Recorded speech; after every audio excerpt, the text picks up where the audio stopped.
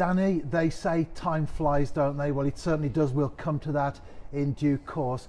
Let's go back in time, shall we? I know we did it when you first joined the club, but for the benefit of those perhaps who haven't listened to that first interview, you were at Everton's academy as a youngster. Yeah, I was there for, I think it was about 10 years, I think. Obviously being a Liverpool fan, I wasn't happy, but it was a great academy there. I learnt a lot. I had some great coaches. I'm still keeping in touch with a few now on like Twitter and stuff like that, which is also nice. Yeah, and then from there I went to Wigan Athletic. I spent, I think, 4 or 5 years there. I learnt a lot, signing my first pro contract there, and I think I really developed there under Martinez. And when you were at Everton as a youngster, particularly at a very young age, it's all about having fun. But now, as an older player, more professional in that sense, do you look back and see how important it was to have the good grounding as a 6, 7, 8-year-old? Yeah, definitely. At that age, just about having fun. You don't want to put any pressure on the players. I think I'm doing some coaching now, and I think you're learning more about that kind of side of things. But yeah, definitely, as you're playing now, 3 points is what's most important. But getting the groundwork as a youngster, just having fun, enjoying football, I think that builds a lot of progression. And you mentioned your move to Wigan. How important was that in your development as a player? Yeah, it was massive. I learnt a lot at Wigan. I was at youth team at Everton. When I signed for the reserves in Wigan, it's a big step up, going to kind of men's football kind of thing. And I think that developed me a lot from there. I learnt a lot under Martinez. He's a great tactician and technical manager, and I think I really learnt a lot. And you continued your move north geographically because you went on loan to Carlisle, didn't you, initially? Yeah, I played, if it was a Wigan Reserves game, and we played Carlisle, and I done really well that game, performed well, and Graham Kavanagh was the manager then for Carlisle. He was at the game, and my manager, Graham Barrow, from the reserves, he gives a call the next day and said he really liked what he's seen, and do you want to go on loan there? I think it was League One football it was then, and I think, that's a massive step, I'll go and take the experience, and it went from there, yeah.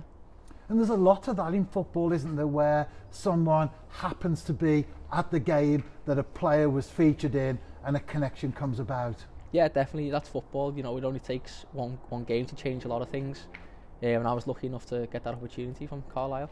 And you continued northwards even further, north of the English border, because you signed for Hamilton Academical in Scotland. Yeah, and I went on loan from Hamilton, from Wigan, and they had a good connection between the clubs. And Alex Neil was the manager then. When I knew he wanted me, I had a chat with him. The things seemed well, they were in the Scottish Premiership, and I spent a good 4 years up there. I really enjoyed my football. And then from there you came to the New Saints 2018 in the spring of the year, and I said that time flies because I remember, Danny, it seems like yesterday we were sitting here, this very place, doing our initial interview. Yeah, football flies and the time flies when you're having fun, as they say, and I've really enjoyed my 4 years here, and hopefully many more years to come. And one thing I remember that you said to me, and I can't recall now whether it was actually on the interview or afterwards, I think it was on the interview, you said how good it was to be wanted by the New Saints. As a footballer, it's not about being soppy, of course, but nevertheless, how important is it to be wanted by a football club in terms of your confidence? Yeah, I've spoken with the manager before, and he said he likes me, he wants to keep me, kind of thing, and it's a massive boost. It gives you confidence, knowing that the belief that they have in you, and it makes you want to go and put that performance on the pitch. So yeah, it's always nice to be wanted. And we all know how difficult it is to not only get into the TNS first team, but also to maintain that position. You've done both. I like to think I'm a steady player. I give me all each game, and people know what they're going to get from me. So hopefully I can carry on their performances and stay in the team. Well, on TNS Radio we've called you Mr. Consistency on more than one occasion, not only with your performances on the pitch, but also the places that you've slotted into. You've been a left back, a central midfielder, you've pushed on a little bit, you've dropped as well. Do you feel comfortable in all of those positions, or would there be one in particular that you would choose to play if you had the choice? Yeah, to be honest, I feel comfortable anywhere on the pitch, really. But obviously, I like to think I'm a midfielder. That's where I like to play. You get involved a lot more. But as I said, I feel comfortable left back, centre midfield, pushed on or deeper. I don't really mind as long as I'm playing. And you've certainly developed a great working relationship on the pitch with John Routledge, you also have one off it as well. You're good friends. Yeah, you know, me and John have been mates for plenty of years. We have a good laugh. We always keep in touch, even though not at the same club, even though I followed him around to a few clubs. But John's a good lad. He's a really good friend of mine. And you were with him at Wigan, and then of course you both played football in Scotland, so you were well aware of John when you signed for the New Saints. Yeah, I think John was my agent. He got me here, I think. He had, I was speaking to John, obviously. He said me and Abby want to start a family, my girlfriend. We want to come home to be around our family when that kind of thing happens. And I spoke to John. He said he'll have a word with Scott. He was the manager then, and Scotty liked what he's seen and got me in here. And of course you came, as you say, under Scott Rusco, a new change as well this year, well last year should we say. How did that work around? Because obviously a new manager or a head coach in our case, but for you it did because you were still wanted. Yeah, you know, obviously when a new manager comes in, everyone's trying to impress.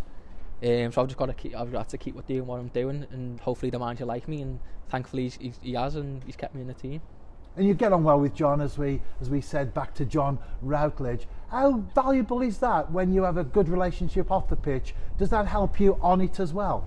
Yeah, I think definitely. You know, obviously when you're playing together, I've played with that many years, and we both know what we're going to do, and that helps in position-wise on the pitch.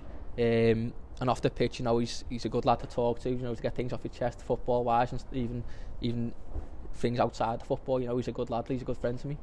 And so far this season, it's looking very good for the New Saints in terms of getting that title back to Park Hall. Yeah, no, that's what we want here. We haven't won it for 2 years now. Even though we're 12 points clear, I think we still got to keep improving and get as many points on the board and get the season done as quick as we can. And there has been an enforced break due to the COVID-19 situation. How does that affect you as a player individually? For example, you're still training, but there's no game at the end of the week. Yeah, it's difficult at times, you know, to get through the sessions, but obviously the staff put on good sessions here, keep it fun, keep it hard working and stuff, so you're getting the fitness in that wise. But as I say, hopefully the COVID regulations are not going to stop us for much longer, and we can carry on playing football. And naturally, everyone talks about goals, don't they? Declan McManus, he's stepped into Greg Draper's boots, Mike Wilde as well before him. He's been finding the net on a number of occasions this season. However, you've been chipping in yourself as well. And when you do, Danny, they tend to be good ones. Yeah, you know, I've scored, I think it's 2 this season. They've both been quite good goals. The one at Barry, I think obviously that was my favourite one. The ball just fell to me nicely, and I thought, you know, why not hit it? And thankfully it's gone into the far top corner, and it's a great goal. Both outside the box as well. When you struck both of those balls, did you think this is going in the back of the net, or did you just strike and hope for the best? The one here on my right foot, I just hope for the best. That one, to be fair, thankfully found the bottom corner. The one at Barry, I knew it hit it nicely. And I seen it was kind of going to the top corner. I wasn't sure the keeper was going to get it or not, but thankfully never. But whether it's Deck or yourself, it's not just about goals, is it? And you have the most key passes in the JD Cymru Premier so far this season. That's 19.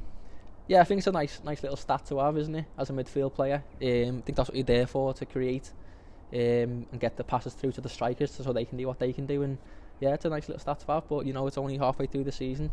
I've got to keep doing it.